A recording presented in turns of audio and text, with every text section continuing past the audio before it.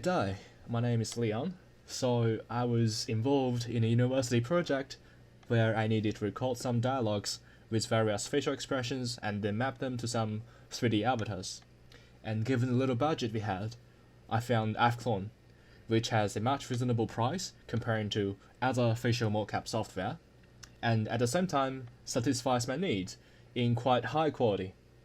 So I was pretty amazed by the quality shown in the demo videos provided by the developers, so I purchased it without hesitation. However, I soon found that this software is lacking documentation, though the developers did provide some tutorial videos, but all of them are very short and do not provide enough details. I also searched on YouTube, hoping somebody else could provide some helpful information, but unfortunately I only found one video, and it was in Arabic, and the dude filming it was pretty disappointed by AFClone. And if you are in a situation just like what I had, feeling kinda helpless and is unsure about how to get started after purchasing AFClone, then this video will definitely help you and give you some insights. I have been exploring AFClone for several months and have figured out a workflow to repeat what the developers did in their demo videos, so I'll try my best to share my experience to you guys as detailed as possible. Alright, here's the workflow I found. So the first step is to get our own head mesh, and since this the purpose of this video isn't about how to make your head mesh, and I assume that all of you have already gotten your head mesh at this stage, so the first step will be skipped. And the second step is to add blend shapes targets to the head mesh as well as the neck joint, and this will be done in Maya. After that, we use AFClone to record facial expression and export it in CSV format. We can also record some voices if necessary and export it in WAV format. Then we come back to Maya, and we use a pipeline provided by the AFClone developers to map the facial expression in a CSV files to the mesh as an animation clip, and finally we export the avatar together with the animation clip into FBX format, and this FBX file could then be exported to some other software, for example Unity, for further development. So after we get our head mesh or avatar into Maya, we can start adding blend shape targets. The avatar I'm using in this video as an example is a free avatar that I found on RenderHub. So first, we'll need to go to the sculpting tab and click on shape editor, and we click select the mesh, and we click on create blend shape. So here you can give a proper name to this node. So for example, I'll give it just head BS, and then select this node. You can then click add target. So AFClone has 20 targets, as you can see from the left panel of the software, left up, left down, and all those. So you just create 20 targets corresponding to each of them in this shape editor.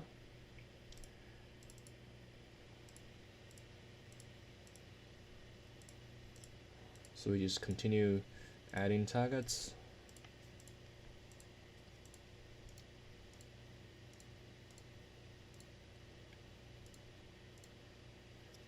I'll just make an example though, so eventually you'll be adding all the 20, and of course you can rename the targets by double clicking on them.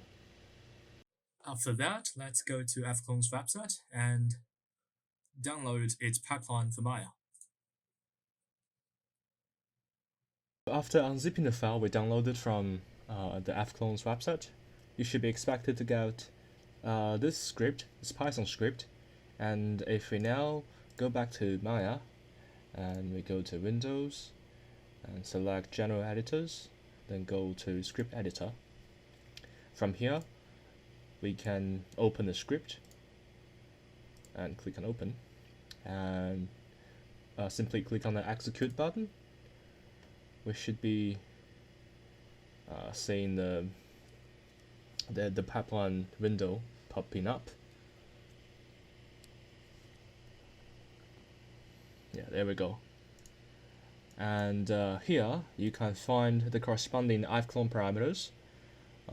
There are 20 in total, and you can, based on these parameters, rename your blend shape targets. I'll just give you guys a very quick demonstration or example on how to make a blend shape target. So for example, if we want to make a mouth left smile, we rename this to a proper name. Oh, there's a little tuple in the pipeline, but never mind. Mouth left smile, and then we just simply click on the edit button, and after it turns red, that means we are currently editing on this target.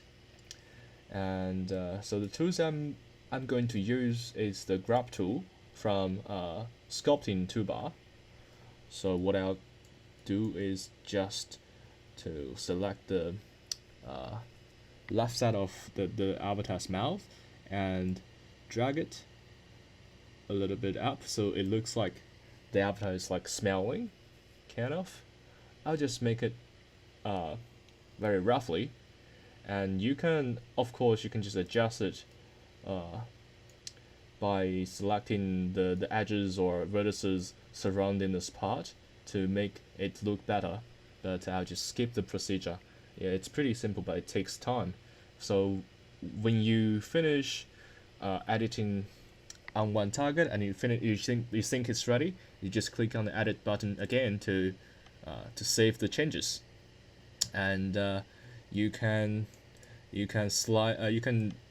click on the slider, adjust the slider to see how it changes.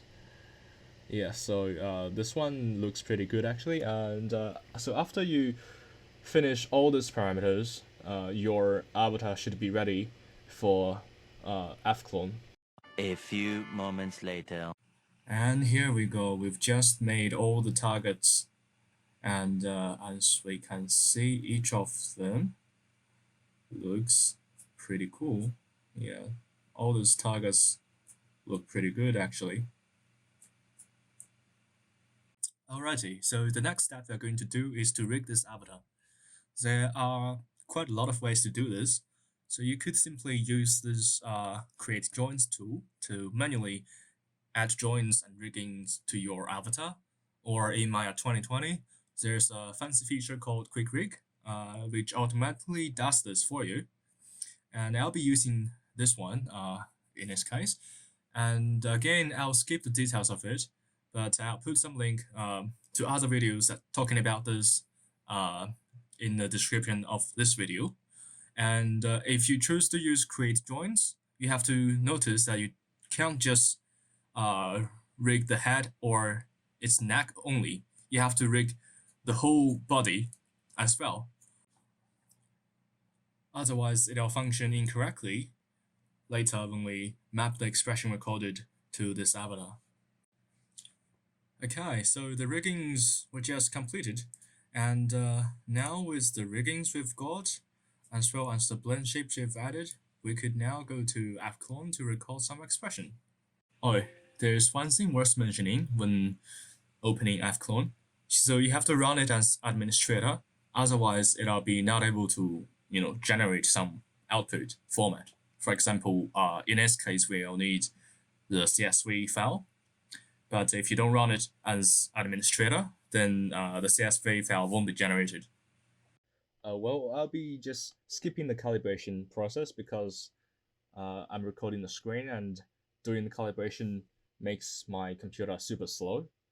So, but it's pretty simple though. What you need to do is only to adjust your head so that there'll be two axes, Y and Z. So when both of the axes say OK, and you just need to make your head still until the calibration finishes.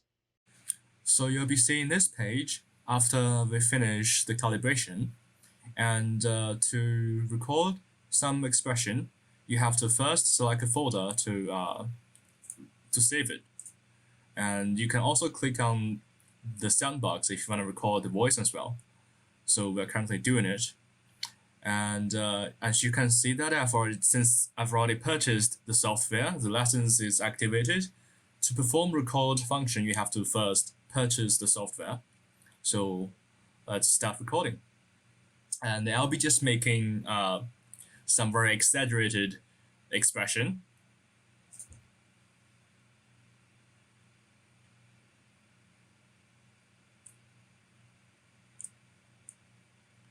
Yeah, that should be good.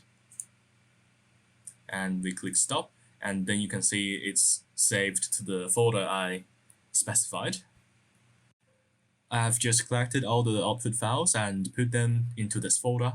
So as you can see, the voice is recorded in WAV format, and the facial expression was recorded into these three different formats, CSV, and this one is for DAZ, and the third one is in FBX format. So what we are going to use is the first one.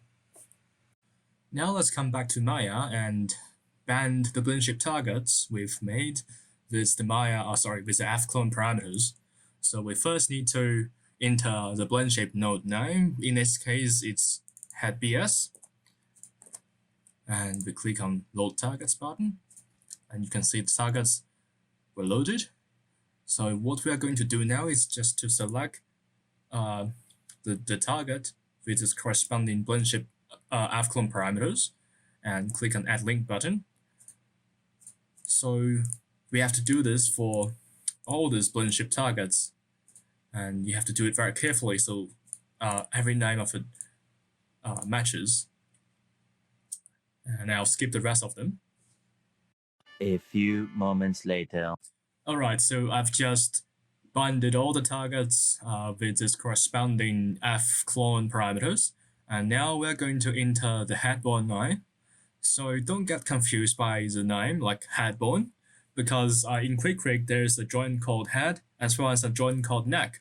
So we'll actually need to enter the name of the neck joint. So by saying headbone, I think the developer mean that the joint that controls the head movement. So therefore headbone. And we'll need to adjust the rotation compensation for y-axis to 180, and that should be good. You don't have to do any change to this server port. It's by default 8080. And you can also save the preset so that you don't need to enter all of those again when you open the pipeline every time. And now we should be good to load the CSV file recorded in fclone. Okay, so now let's click on the button and go to the folder where we saved our recorded facial expression. In this case, it's here. And as you can see, the animation, the data is being loaded, and let's just wait for several seconds. And I think now it's ready to play. So since it's the first time the animation being played, it's currently being rendered. So let's just wait for it to be let's just wait for the render to complete, and then you should be expected to see a very smooth animation.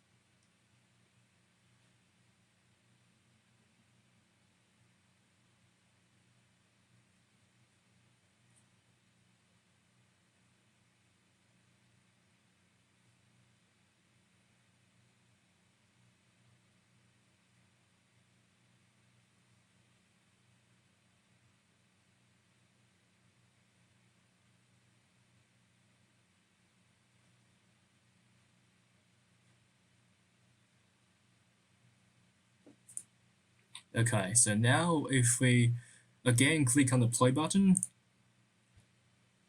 yeah, as we can see, the animation is really smooth, and that's why I think it's in pretty good quality actually. Okay guys, I think that comes to the end of this video. Okay, so there's one last step actually, so which is to export this to some other software for further development. So we could select the mesh and its rigging, and then click on export selection. And here we are exporting it as a FBX file. And